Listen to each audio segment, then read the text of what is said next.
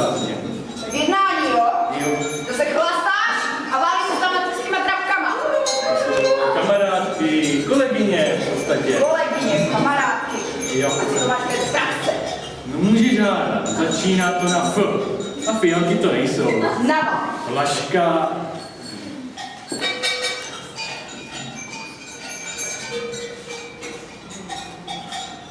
Je dobrá. Že? Zabaluj se. Takto! Už to dál nejde. Jsem totálně neschopný. Teď by to nešlo. Své manželské a luciferské povinnosti neplníš. No to víš, že jo. Je na čase s tím něco udělat. A co je? Já to vezmu. No jo, už je to tady zase. I když takhle to končí vždycky. Nejdříve to kikiki kakaka, potom se vezmete, ale nakonec zjistíte, že si vás vzala stejně jenom proto, aby se s váma mohla rozvést a vzít vám půlku majetku. No a mě chce ukradnout peklo, které založil už můj pradědeček na 16. Byl jsem první zvaný ukrutným té hrubsaře, co jsme. Navrhuji ti proto abdikaci. No jo. Mám pravdu. Peklo, dávno není co bývalo. Tak vyhlásíme volby.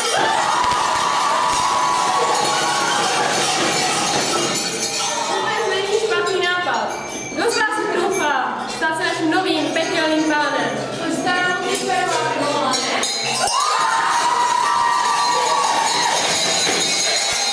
Luciferová, je zde někdo, kdo by se jej povážil postavit? A co ven tam vepředu? S ní by bylo pekla aspoň sranda.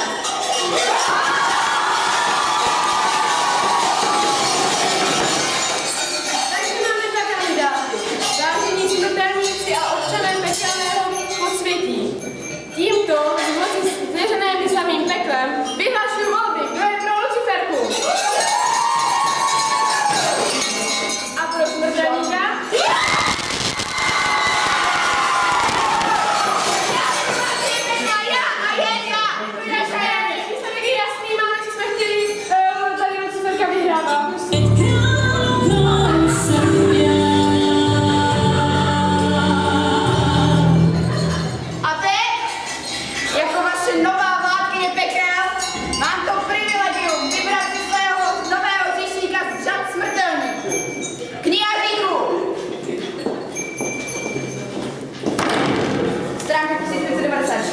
Odstavec 4. řádek 3. a 4.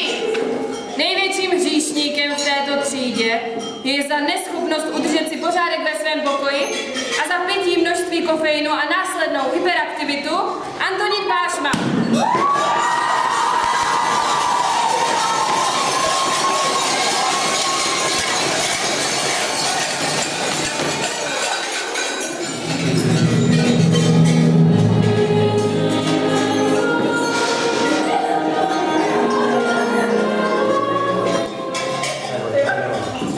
Chvála Kristu!